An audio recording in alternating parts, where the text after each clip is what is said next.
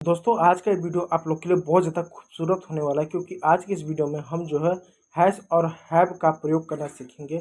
और जब मैं अंग्रेजी को सिखाता हूँ तो सोचता हूँ कि गांव का वो बच्चा जिसको अंग्रेजी बिल्कुल नहीं आती है, खेती करने वाला बच्चा, एक प्राइवेट स्कूल में नहीं बल्कि सरकारी स्कूल में पढ़ने वाला बच्चा, उसको अच्छे से अंग्रेजी का कॉन्सेप्ट समझ में आ जाए। तो आज के इस वीडियो में हम जो है हैज़ और हैव का प्रयोग करना सीखेंगे कि हैज़ का प्रयोग कहाँ करते हैं, हैव का प्रयोग कहाँ करते हैं। तो आज हम हैज़ का प्रयोग करना सीख देखो बच्चों, जब हमें बताना होता है कि किसके पास क्या है तो हम इसका इस्तेमाल करते हैं। अब देखिए दोस्तों, आप लोग के मन में सवाल आ रहा होगा कि हम हैज़ का और हैव का प्रयोग कब करते हैं। जब हमको अंग्रेजी बोलना होता है या अंग्रेजी में हमें ये बताना होता है कि किसी के पास क्या है, क्या था, तो इसके लिए हैज़ और हैव का प्रयोग किया जाता है। कुल मिला जो क्या हैज़ और हैव का मतलब होता है के पास। हैज़ और हैव का मतलब होता है के पास। अब इसका नियम क्या है, नियम को समझिए जिससे आपको अंग्रेजी में इसका प्रयोग करना आएगा। सबसे पहले सब्जेक्ट है, वर्ब है, उसके बाद वी, यू, दे, इन सभी के साथ हमेशा क्या आपका हैव का प्रयोग होगा। हैव का मतलब होता है पास में होना, और जबकि ही, सी, इट, हैज़, इसके साथ हैज़ का प्रयोग होगा जिसका मतलब होता है पास में होना, यानी दोनों का एक ही मतलब होता है। बस ये जो हैव होता है ये बहुवचन के साथ लगेगा और जो हैज़ होता है ये एक वचन के साथ लगता है। कुछ एग्जाम्पल आप देखिए, कुछ एग्जाम्पल देखिए आप देखिए, आई हैव और रेड पेंसिल, मेरे पास एक लाल पेंसिल है, तो आई क्या बहुवचन है इसलिए हैव का प्रयोग किया गया। You have a new toy, तुम्हारे पास एक नया खिलौना है, तो पास में है तो इसके लिए हैव का प्रयोग हुआ। We have a big house, हमारे पास एक बड़ा घर है, तो हमारे पास पास आया ना, इसके लिए हैव का हमने प्रयोग किया। अब आगे और एग्जाम्पल हैज का देखिए,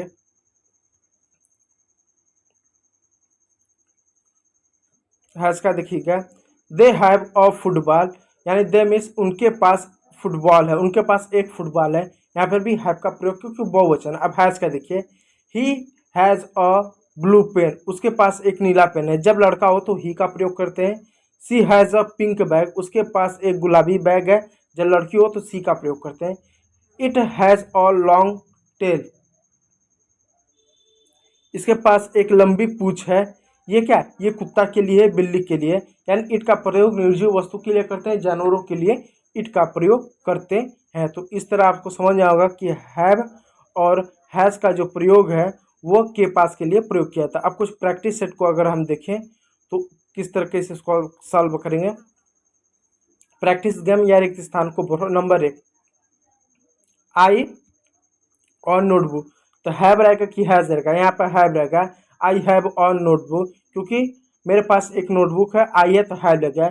ही हैज़ अ बैट, तो यहाँ पर हैज़ लगेगा, उसके पास एक बैट है क्योंकि ही है।